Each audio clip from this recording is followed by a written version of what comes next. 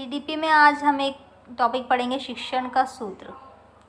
ये आपको 11 सूत्र दे रखे हैं, इसको एक्सप्लेन करेंगे। पहले देखते हैं क्वेश्चन क्या है। निम्न में से कौन सा शिक्षण का सूत्र नहीं है, तो हमें बताना है चारों ऑप्शन में कौन सा सूत्र नहीं है। तो इसका आंसर होगा डी, क्योंकि पहला है सरल से कठिन की ओर, तो बच्चे को सरल चीज़ें सिखाएंगे फिर कठिन की ओर ले जाएंगे। ये तो अंडरस्टूड वाली बात है, यही चीज़ आपको पहले में भी एक्सप्लेन किया गया है।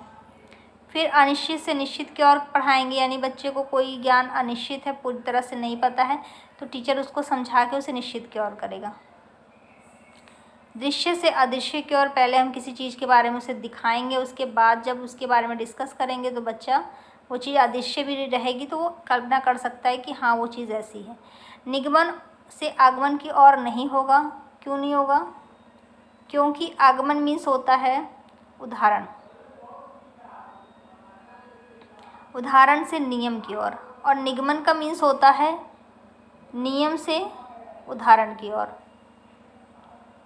तो हमारा जो शिक्षण का सूत्र है वो ये कहता है कि हमें पहले बच्चे को उदाहरण सिखाना चाहिए फिर नियम सिखाना चाहिए। तो ये अपोजिट है, इसीलिए ये हमारा शिक्षण का सूत्र नहीं होगा।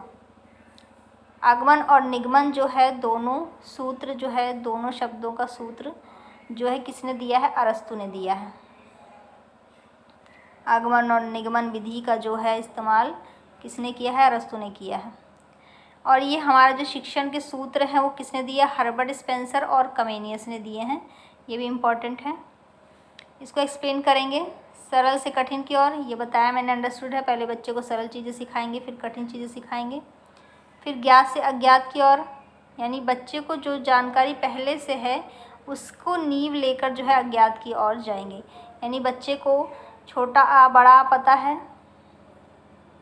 बच्चा फर्स्ट क्लास में गया, उसने छोटा बड़ा सीखा और अक्षरों की पहचान कर ली। बच्चा दूसरी क्लास में गया लेकिन उसे किताब पढ़नी नहीं आ रही है, लेकिन उसे ये पता है कि हाँ ये अक्षर आ है, ये का है, इन सब चीज़ों के बारे में जानकारी है। तो बच्चे को फिर नेक्स्ट क्लास में टीचर उन अक्षरों को जोड़कर पढ़ना सिखाएगा, यानी कि उसे ज्ञात से अज्ञात की ओर ले जाएगा। स्थूल से सूक्ष्म की ओर, स्थूल का मतलब होता है कोई वस्तु, ठीक है।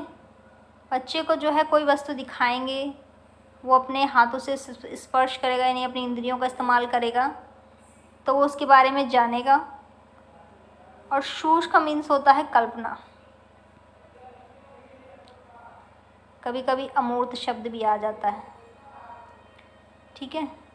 अमूर्त, सूक्ष्म का मीन्स होता है अमूर्त, अमूर्त मीन्स होता है कल्पना करना। यानी कि बच्चा जब पहले किसी चीज़ के बारे में जाने रहेगा तभी उसके बारे में कल्पना कर सकता है। मान लीजिए हमने बच्चे को सेब दिखा दिया, तो नेक्स्ट टाइम बच्चे को पता है, अगर हम सेब के बारे में जिक्र करेंगे तो बच्चे को पता है कि हाँ सेब इस तरह का होता है, और उसके बारे में उसने पहले से पता है, उसने उसे देख रखा है, तो वो उसके बारे में कल्पना कर सकता है। फोर्थ दिया है पूर्ण से अंश की ओर, यानी हम पहले किसी चीज़ के बारे में पढ़ाएंगे तो पूर्ण रूप से पढ़ाएंगे। यानी जैसे ही हम ट्री के बारे में पढ़ा रहे हैं बच्चे को, तो इस बच्चे को बताएंगे कि ये पेड़ है, यानी पूरी जानकारी दी हमने कि ये जो चीज़ है वो पेड़ है, पूर्ण वाली जानकारी। फिर इसके अंश के बारे में पढ़ाएंगे, ये जड़ें हैं, ये तना है, ये पत्ती है, तो फिर उसके अंश के बारे में पढ़ाएंगे। अनिश्चित से निश्चित की ओर, यानी बच्चे को किसी चीज़ का ज्ञान अनिश्चित है, उसे हम निश्चित की ओर ले जाएंगे, ठीक है। निश्चित से अनिश्चित की ओर नहीं ले जाएंगे। कोई चीज़ पहले से निश्चित है, फिक्स है, तो उसे अनिश्चित की ओर ले जाने का कोई सेंस नहीं है। कोई चीज़ अनिश्चित है तो वो चीज़ निश्चित की जा सकती है, ठीक है। जैसे कि बच्चे ने छोटी बड़ी की मात्रा, मतलब बच्चे ने जान लिया कि ये ई की मात्रा है, लेकिन बच्चे को ये नहीं पता है कि कौन सी छोटी ई है कौन सी बड़ी ई है, ये अनिश्चित है। तो बच्चे को ये निश्चित कराने के लिए कि कौन सी छोटी कौन सी बड़ी है, वो टीचर मदद करेगा और उसे बताएगा, निश्चित कराएगा कि ये कौन सी छोटी की मात्रा है, कौन सी बड़ी की मात्रा है। तो अनिश्चित से निश्चित की ओर।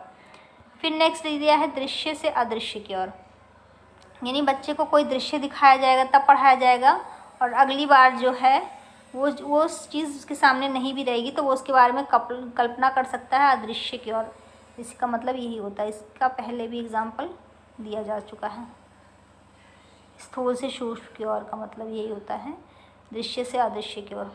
विशिष्ट से सामान्य की ओर, विशिष्ट से सामान्य की ओर मतलब बच्चों से विशिष्ट तरह से कक्षा में जाने के बाद सवाल करके उसके बाद अलग अलग तरह के प्रश्न पूछ के उनको सामान्य किताब, जो भी किताब में चैप्टर दिया है वो पढ़ाया जाएगा सामान्य तौर पर पहले। लेकिन बच्चे से विशिष्ट तरह के प्रश्न पूछे जाएंगे कि इस तरह की उनको जानकारी है, कौन सी नहीं है, तो बच्चों की भी रुचि इसमें बनी रहेगी। फिर 8th है विश्लेषण से संश्लेषण कर। विश्लेषण का मतलब है कोई भी किसी तरह की कोई समस्या है उसके बारे में पूरी जानकारी ले लेना कि समस्या क्यों हो रही है, किस वजह से है। पूरी उस विश्लेषण का मीनिंग यही होगा कि किसी समस्या के बारे में पूर्ण रूप से जानकारी ले लेना। और संश्लेषण का मीनिंग होता है उस समस्या का समाधान खोजना। ठीक है, तो पहले हम समस्या जानेंगे तभी उसका समाधान खोजेंगे, तो विश्लेषण से संश्लेषण की ओर। उसके बाद है मनोवैज्ञानिक क्रम से तर्क संगत की ओर। मनोवैज्ञानिक जैसे दे रखा है मन का विज्ञान। मन का विज्ञान यानी मन के अनुसार कार्य करना, यानी अपनी रुचि के अनुसार कार्य करना। बच्चे को पहले अपनी रुचि के अनुसार काम सिखाना चाहिए जो उसकी रुचि हो। उसके बाद जो है उसको तर्क संगत की ओर यानी कि क्रमबद्ध तरीके से सिखाना चाहिए। पहले उसको उसकी रुचि जान लेनी चाहिए, उसकी कैपेसिटी जान लेनी चाहिए, फिर उसे क्रमबद्ध तरीके से सिखाना चाहिए तर्क संगत की ओर। नेक्स्ट है अनुभव से युक्ति युक्त की ओर, यानी बच्चे का पहले अनुभव जान लेंगे या अनुभव देंगे उसको। बच्चा जो है छोटी क्लासों से सीखते हुए जो अनुभव ग्रहण करेगा उससे वो युक्ति युक्त की ओर जाएगा, यानी कि उससे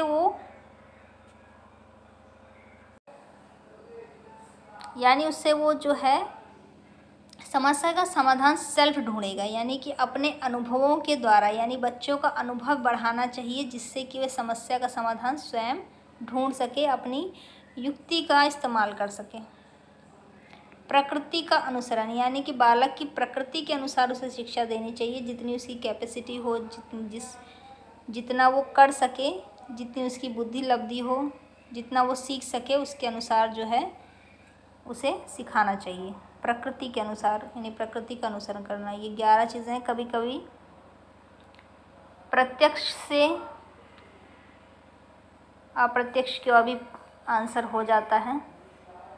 ठीक है, यानी पहले प्रत्यक्ष चीज़ें सिखाएंगे फिर अप्रत्यक्ष चीज़ें सिखाएंगे। यानी बच्चे को पहले पता होना चाहिए कि क्या वो चीज़ है, उसके बाद उसके बारे में वो कल्पना कर सकता है।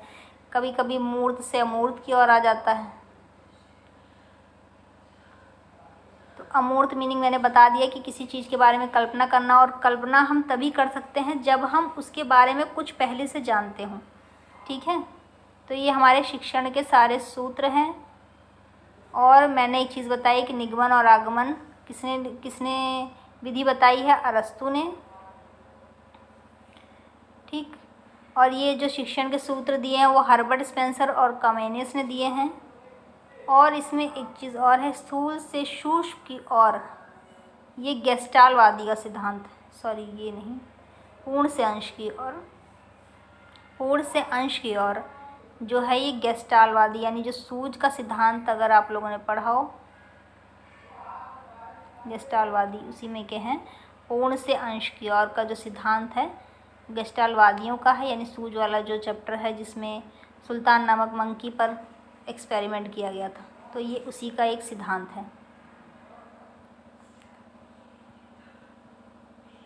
तो ये सारे सूत्र, इनमें से कभी कभी क्वेश्चंस बन के आ सकता है।